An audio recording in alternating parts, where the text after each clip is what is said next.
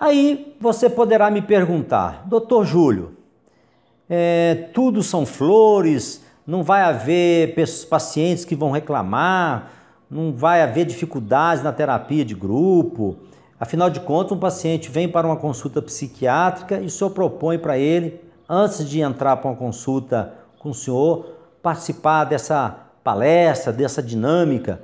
Muitos pacientes acham que é uma palestra, ótimo. Outros acham que é uma dinâmica, ótimo. Outros, mais posteriormente, vão entender que é uma terapia de grupo. Sim, você vai ter muitas dúvidas. É importante, quando possível, ter uma supervisão, uma orientação.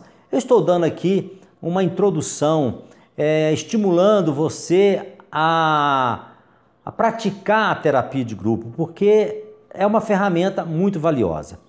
Uma questão interessante para ser registrado, muitas vezes o paciente não quer fechar os olhos, né? Não quer participar do relaxamento, não há mal algum. Ele fica ouvindo, de olhos abertos, né? Outros pacientes pedem para sair da sala, não tem problema. Às vezes, no primeiro momento, ele acha aquilo estranho, né? Está no meio de outras pessoas, fica assustado. É o caso da fobia, paciente que sente aquela falta de ar. Ah, doutor, a sala está fechada. Embora a sala não esteja fechada, as janelas estão abertas, tem que estar transpirando, está correndo ar. Mas você sabe que o paciente com fobia, a chamada claustrofobia, ele tem aquela sensação de que o ambiente não é agradável. Outras vezes você tem um paciente agitado, entra um paciente agitado, inquieto, melhor dizendo, aí você vai observar se ele está suportando. Muitas vezes o paciente entra inquieto, agitado, na hora que você propõe o relaxamento, na hora que eu proponho o relaxamento, ele relaxa, ele aquieta, ele acalma. Então, tem isso. Muitas vezes muita gente vai perguntar, doutor Júlio, é possível fazer hipnose em paciente esquizofrênico? É possível. Repito, mais de 25 anos trabalhando com esquizofrenia. Os pacientes também entram em transe, também relaxam, também se beneficiam dessa técnica. São pacientes que falam menos, são mais fechados, que a gente chama embotados, às vezes já passaram por muito tratamento, são chamados doentes mentais crônicos, mas eles também gostam e aproveitam, de modo que tudo isso será resolvido à medida que você, como terapeuta, ter a perspicácia, a calma, a paciência. Agora, eu tenho aqui uma estrutura que me ajuda, a sala é espaçosa, eu tenho lá fora, o paciente pode esperar um jardim, né? Uma área externa. É lógico, se você for fazer isso num consultório, só com uma sala, num prédio de 10 andares, com elevador, você vai ter algumas outras dificuldades, mas não é impossível. Mas, por exemplo, nos postos de saúde é um bom lugar para se praticar a terapia de grupo, porque os postos de saúde têm salas, às vezes as salas estão vagas, você pode colocar lá 8, 9 cadeiras, 5 cadeiras. Olha, você pode começar uma terapia de grupo com 5 pacientes, que é um bom número, vai ajudar as pessoas a chegarem lá nos postos de saúde. Então, na saúde mental, principalmente, trará um grande benefício. Por que vai trazer um grande benefício? Você sabe que a demanda é muito alta, as agendas estão lotadas, às vezes não tem como marcar consultas e você faz um atendimento de excelência, um atendimento muito bom, você pode explicar muita coisa para os pacientes.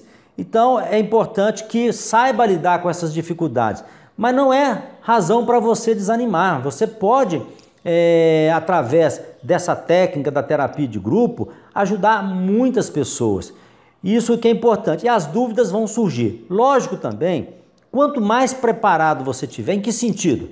Se você é uma pessoa, um profissional da área de saúde mental, um enfermeiro de saúde mental, um psiquiatra, um psicólogo, um assistente social, e você conhece as doenças, isso te ajuda, né? O que é uma esquizofrenia?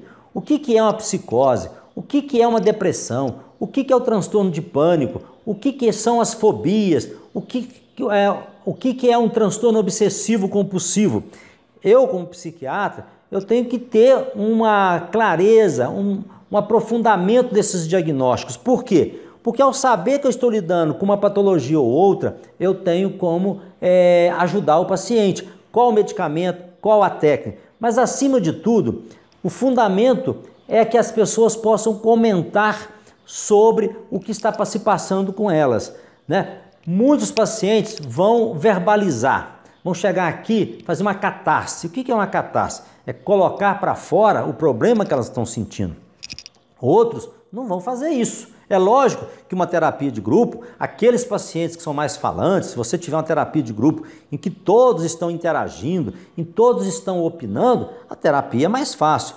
Mas às vezes você tem aquele paciente que prefere calar, não, fica meio envergonhado, fica meio fica ali na reserva, fica reservado, desconfiado, até porque às vezes está sofrendo uma paranoia, não é isso? Então, tudo isso vai ser importante você entender. O que é uma paranoia? O que é uma dependência química? Aqueles pacientes com dependência química que já passaram pelas comunidades terapêuticas, esses quase sempre ajudam muito. Por quê? Porque nas comunidades terapêuticas eles tiveram a terapia de grupo. Lá a terapia de grupo acontece, mas não dessa forma, né? Lá já tem uma orientação religiosa, eles falam especificamente da droga, das ações das drogas, e veja que nesse modelo que eu estou colocando aqui, não precisa ficar num único tema, o tema é diversificado. Então, isso faz com que a riqueza maior da terapia, ok? Então, é importante citar esses fatores para que as pessoas que têm alguma dificuldade não se apavorem.